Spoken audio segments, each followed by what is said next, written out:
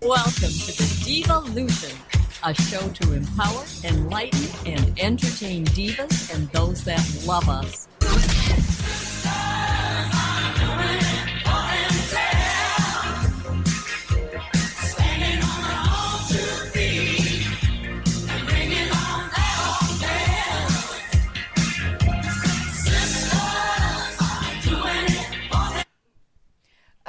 Selves. So how's everybody tonight? Wow, you know what? It's already the end of January. Yeah. I just can't believe it. It does go quickly, doesn't it? I don't like it, really. Well, have you been hibernating like me? No, I haven't. Okay. I've been wanting to. I know. Everybody does. I think this Sunday, I think, may be a good hibernating day because then next week is the first weekend in the month. It is. Yes, and that's my weekend with my grandbaby. Woohoo! Yes. You get to go hold baby. Yes, that's so fun. Yeah. Well, Well, it's supposed to be nice weather. Yeah, I hope so because I won't be able to go down there if it's not. Oh. Why isn't it ringing on this one? Do you need me to bring it over to you? No, because I need it to ring on this one. Yeah. Huh. Can you answer it on that one? No, it's not ringing on this one. That's really weird. Anyway, that could be her. go type in there that I'll call her on from mine. Okay.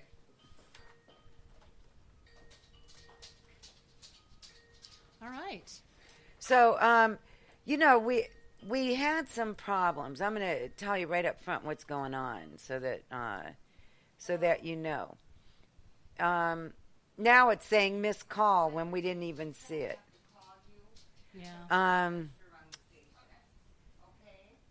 So last Monday it was. I have a show on Mondays called Diva Dialogue. Thanks, Sandy.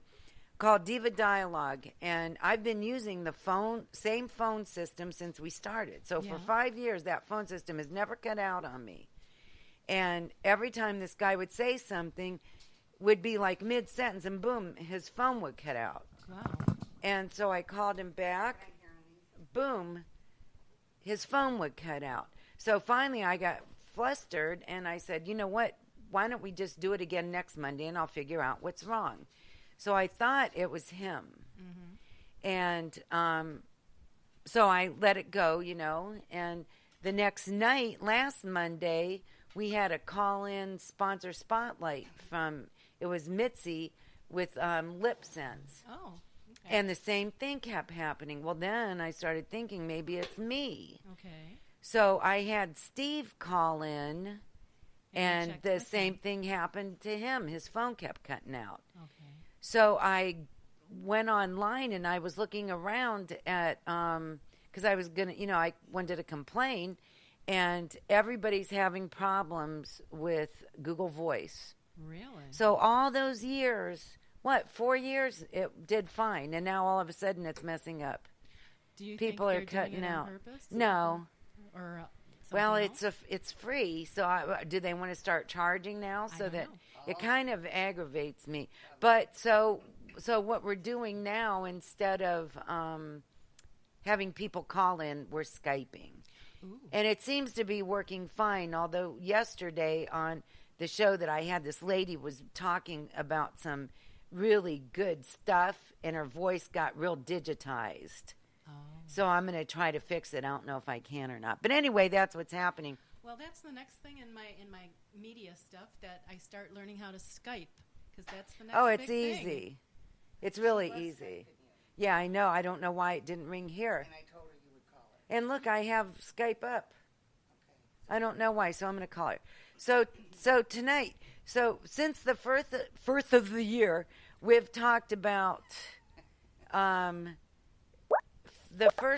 first day we talked about intentions or New Year's resolutions. And then we talked about, last week we had Beth Chorba here, and we talked about fitness goals. and how it's really funny because at the beginning of the year, the gyms are just packed, just full. And then come about March, you can breathe again in there. So it's really full. So I thought tonight that we would talk about forming new habits to replace bad ones.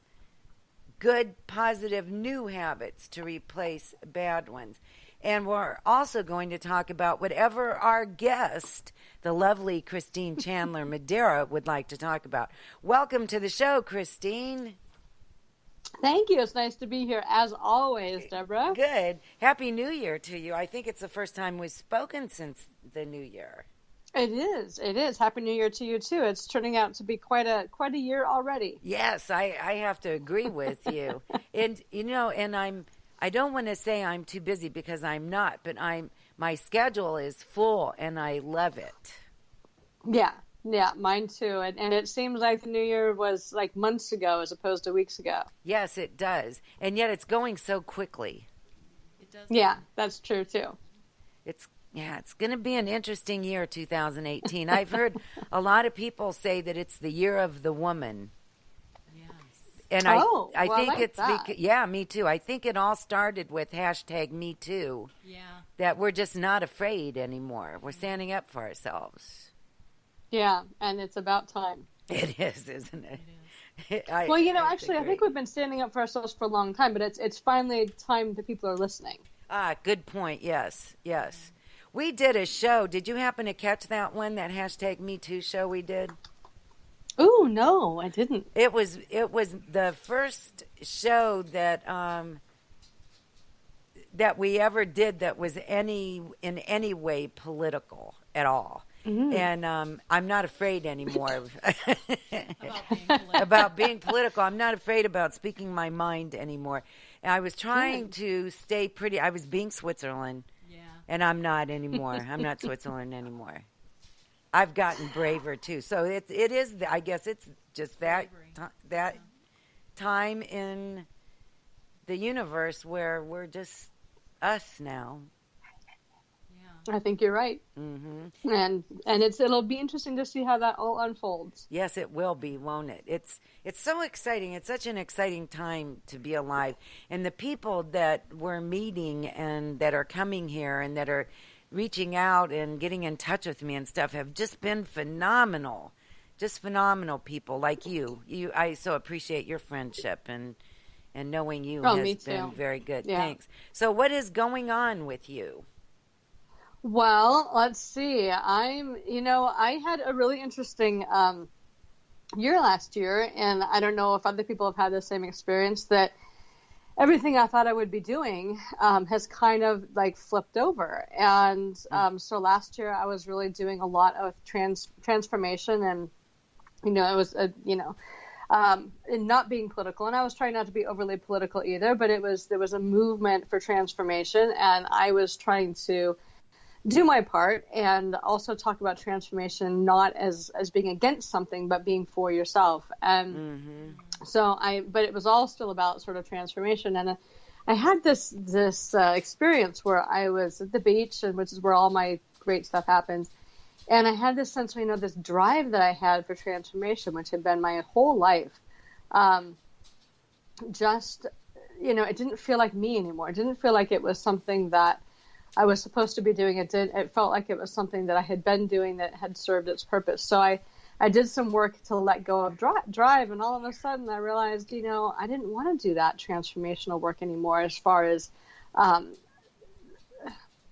because what I was seeing, it really came down to this, is I was seeing when I was working with transformation that I was making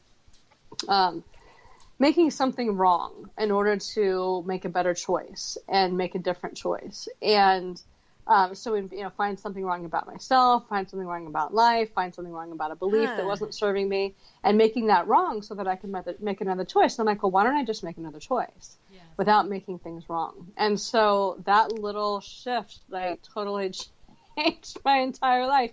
And so I'm having to kind of reform it all over again, like I do on a regular basis. Right. When things like that happen, I should stop going to the beach, I think. No, that's not the answer. But that's really true. The things that you said there that are so very true is that so many people look outside of themselves for reasons that things aren't working out, or that they're not happy doing this. When really, like you said, it's the inner work. You have to figure out what's not going right, what's not making you feel right, what you aren't trusting as opposed to what you are trusting. And you're the second woman today that I've talked to that has said almost that same exact thing. Oh, really? Yes. Wow. Another lady that was on the show, she hasn't been on for a couple of months now, but she comes back occasionally like you do, and she reinvented her whole business, just kind of like you. Isn't that funny? I'm telling you, it's in the air. I think it's in the air. I think that's part of what it is. Or in the water, one of them. Yeah. Yeah, maybe the water. I don't know, but it does seem like I've heard that 2018 is a year of fruition. So it's a year of taking the things that you've kind of been working with for the last several years and bringing them out.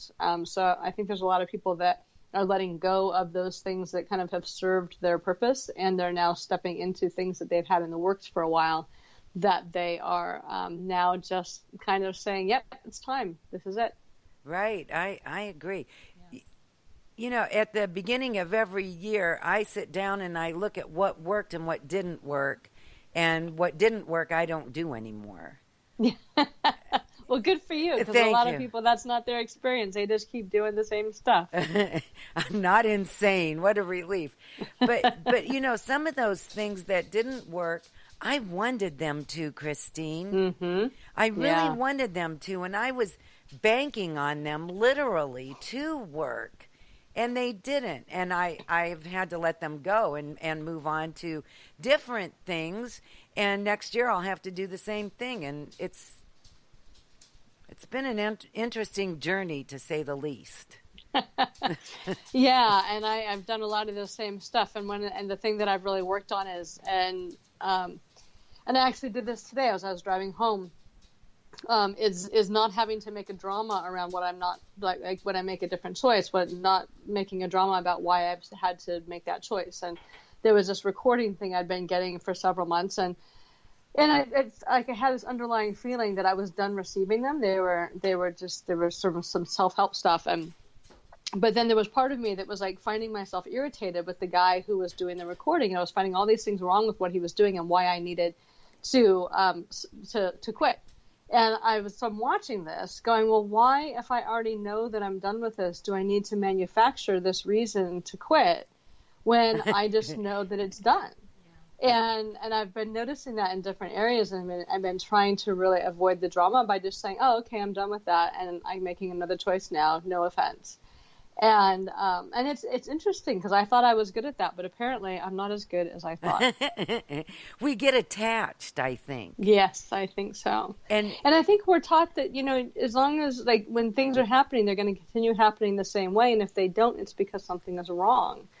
Right. Versus just, well, I'm done with that, I'm going to do something different. Right. And so we try to fix it, try to hang on, just like a bad marriage. Yes, I hate to use that analogy, but I am a divorce coach. Well, then it's a perfect analogy. If only I do this. If only they do this. If only this. Yep. So, and that's so true. And we get so attached to the outcome sometimes that we can't see beyond that. And it's too bad, but it happens. But you know what? How can you grow if you don't make mistakes? No, that's true. It's true. And I think a lot of those mistakes are things that just hopefully make us aware enough of what we really want, that we can move forward and start making different choices and start doing different things that are more empowering than what we had been doing in the past. Exactly. And then maybe sometimes if we go through those things that didn't turn out, and we knew like maybe halfway into it that it wasn't the best thing to do, but we kept going because we were too vested in it, Maybe next time when we see that that's not being a quitter.